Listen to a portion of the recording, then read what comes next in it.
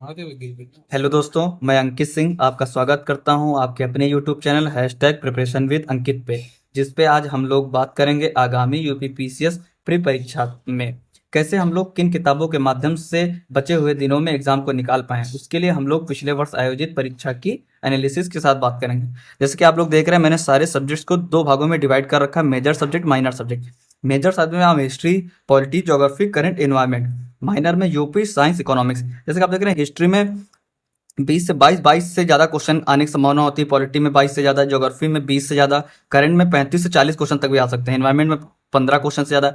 इधर minor subjects में देखें तो यूपी में 8 से 10 क्वेश्चन, साइंस में भी 8 से 10 क्वेश्चन, इकोनॉमिक्स में जो एक क्वेश्चन लिखा है ये आपके इकोनॉमिक्स, उसके बाद जो भी इकोनॉमिक्स से आते हैं वो करंट से रिलेटेड हुए क्वेश्चन आते हैं। जैसे आपका बजट हो गया, उससे काफ़ी क्वेश्चन, सबसे ज़्यादा क्वेश्चन आपको बजट में देखने पड़ेंगे जिसके लिए करंट हो। इसके लिए मैं थोड़ा किताबों की बात करूँ लास्ट में, तो हिस्ट्री के लिए जैसे हम आपके लिए बात करें तो सारी पूर्वालोकन आप रख सकते हैं सारी सब्जेक्ट्स की। तो आप ये देखिए, ये आपके पास हिस्ट्री की पूर्वालोकन हो गई, ये हिस्ट्री की पूर्वालोकन हो गई। उसके बाद अगर हम ज्योग्राफी की बात करें तो भूगोल की पूर्वावलोकन ये आपके बीच में है, पूर्वालोकन भूगोल की हो गई। उसके बाद पॉलिटी की पूर्वावलोकन देखें तो पॉलिटी भी मेरे पास उपस्थित है, इसको आप लोग भी रख सकते हैं। पॉलिटी हो गई। करंट करंट के लिए मैंने आपसे बात की थी, सबसे अच्छी किताब है आपके लिए घटनासार। ये छमाही जो आती है इसके लिए सबसे अच्छी किताब है। इसके बाद अगर आप इससे ज़्यादा ज़रूरत हो तो आप मंथली की ये क्रॉनिकल कर सकते हैं, जिसको भी चाहिए। इसके लिए आप आई दृष्टि कोई भी रखें, बल्कि मंथली में कर सकते हैं। और छमाही के लिए घटनासार सबसे अच्छी किताब मानी जाती है। अब यूपी की का बात करें, अगर उत्तर प्रदेश की, इसके लिए अगर आप बात करें तो फिर यह है उत्तर प्रदेश की तथ्यसार।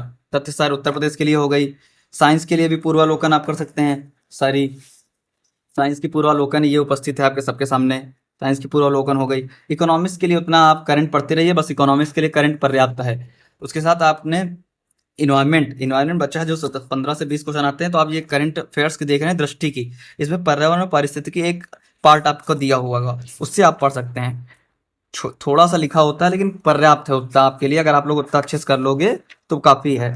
तो आप उसके लिए ये किताब कर सकते हैं। जैसे कि इसमें देखिए मैंने काफ़ी हाईलाइट किया हुआ है, ये है पर्यावरण पारिस्थितिकी। तो इससे आप सारे सब टॉपिक टॉपिक वाइज दिया हुआ है, सारा पढ़ सकते हैं, ये काफ़ी अच्छी किताब है।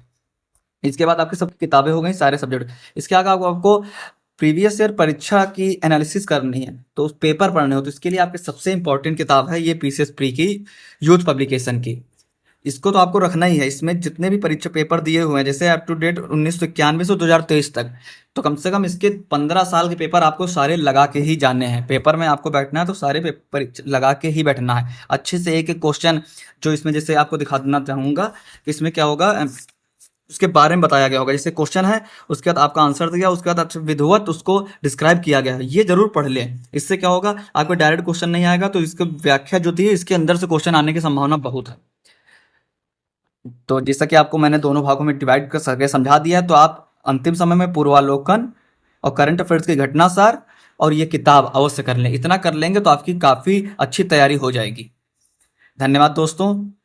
अब मैं आपसे विदा लेना चाहूँगा, और फिर वही बात दोहराता हूँ कि मेरा ये दूसरा वीडियो है, तो ज़्यादा से ज़्यादा लोग आप लोग लाइक करें, शेयर करें, सब्सक्राइब करें, और हो सके तो प्यार दें। धन्यवाद।